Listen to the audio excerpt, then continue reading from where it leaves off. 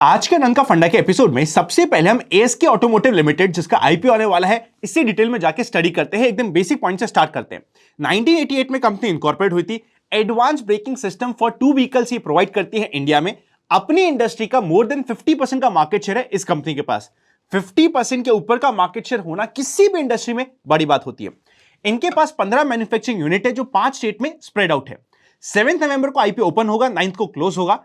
268 से लेके 282 का है प्राइस बैंड। रिटेल कैटेगरी के लिए आपको कट ऑफ प्राइस चूज करना पड़ेगा और एचएनआई कैटेगरी के लिए 282 का प्राइस लिखना पड़ेगा। 53 शेयर्स का एक लॉट है, 14,946 रुपीस का एक लॉट होता है। एचएनआई स्मॉल कैटेगरी के लिए 14 लॉट्स के लिए अप्लाई करना पड़ेगा और एचएनआई बिग कैटेगरी के लिए 67 लॉट्स के लिए अप्लाई करना पड़ेगा। आईपीओ से पहले 100% होल्डिंग है प्रमोटर के पास। 834 करोड़ का आईपीओ और पूरा का पूरा होने वाला है ओएफएस।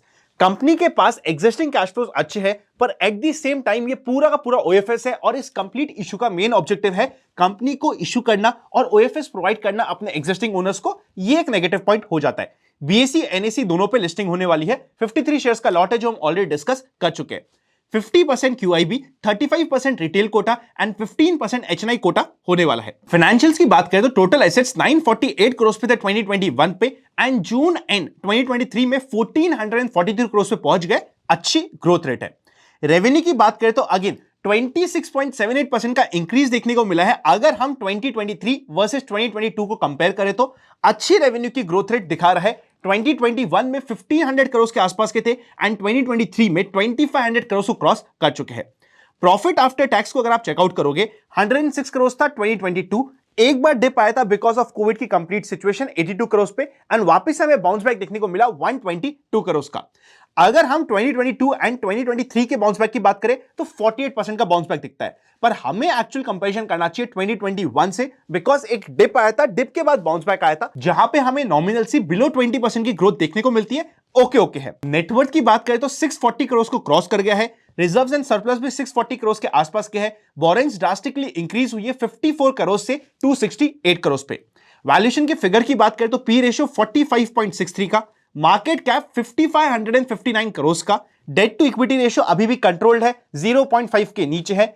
ईपीएस 6.18 का, रिटर्न ऑन नेटवर्थ 19.10 का होने वाला है। अगर हम पीयर कंपैरिजन करें तो पहला कंपैरिजन आता है इंड्योरेंस टेक्नो जिसका पी रेशियो है 49 का।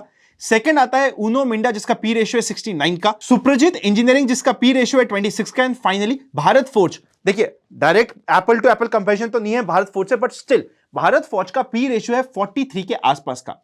अगर हम पीयर्स के कंपैरिजन करते हैं इस कंपनी से और ये देखते हैं कि किस वैल्यूएशन पे आईपीओ आने की कोशिश हो रहा है, नेक टू नेक वैल्यूएशन है। मतलब ऐसा नहीं है कि हमारे पास लिस्टिंग पे कंपनी ने वैल्यूएशन पे बहुत बड़ा स्कोप छोड़ा है। इवन आफ्टर नोइंग कि पूरा का पूरा ओएफएस था, इंपॉर्टेंट पॉइंट टू नोटिस हो जाता है। फाइनली अगर हम इस कंप्लीट आईपीओ को कंक्लूड करने की कोशिश करें तो as per grey market premium के सोर्सेस आज के दिन ग्रे मार्केट प्रीमियम चल रहा है 10% के आसपास का। किस तरीके से सब्सक्रिप्शन आता है और कितना सब्सक्रिप्शन आता है स्पेशली सेकंड डे पे, उस पे मेरा पर्सनल डिसीजन होने वाला है।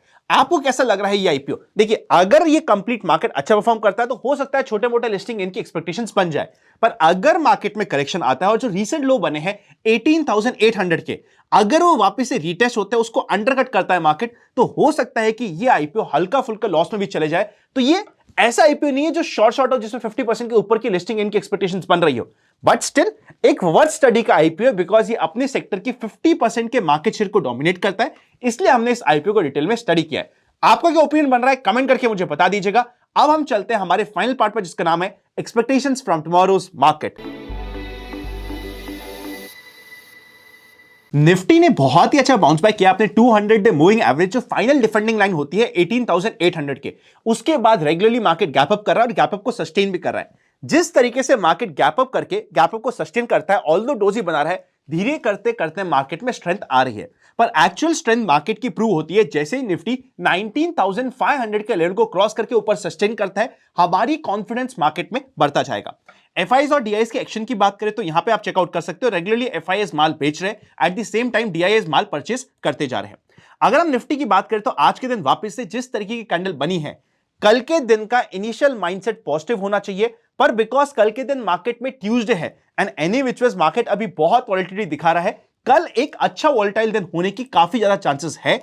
इसलिए अगर हम इंट्राडे में कुछ भी काम कर रहे हैं, छोटे टारगेट और छोटे स्टॉप लॉस पे ध्यान देना पड़ेगा। मतलब बहुत सिंपल सा है कि कल के दिन में एक बहुत बड़े ट्रेंडिंग मार्केट की एक्सपेक्टेशन से काम नहीं करूंगा। इवन अगर मुझे मिलता है तो मैं तो ट्रेल करूंगा, बिकॉज जिस तरीके से मार्केट अभी वॉलेटाइल हो रखा है, प्लस कल के दिन ट्यूसडे जो यूजुअली काफी वॉलेटाइल रह रहे हैं अभी पिछले कुछ सेशंस में, दोनों चीज को मैं बैक ऑफ द माइंड रखने वाला हूं।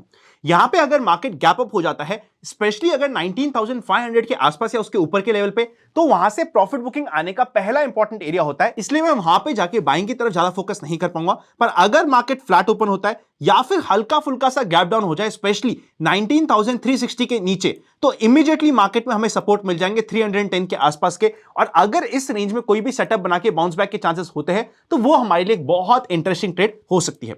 अगर हम बैंक निफ्टी की बात करें तो इन द सेम वे आज भी पूरा का पूरा वॉलेटाइल दिन रहा, नीचे गया ऊपर आया, नीचे गया ऊपर आया। इस तरीके के वॉलेटाइल दिन में आप बड़े प्राइस एक्शन को कंपेयर करने के लिए और बड़े प्राइस एक्शन के पीछे जाते हैं तो काफी बार फंस जाते हैं।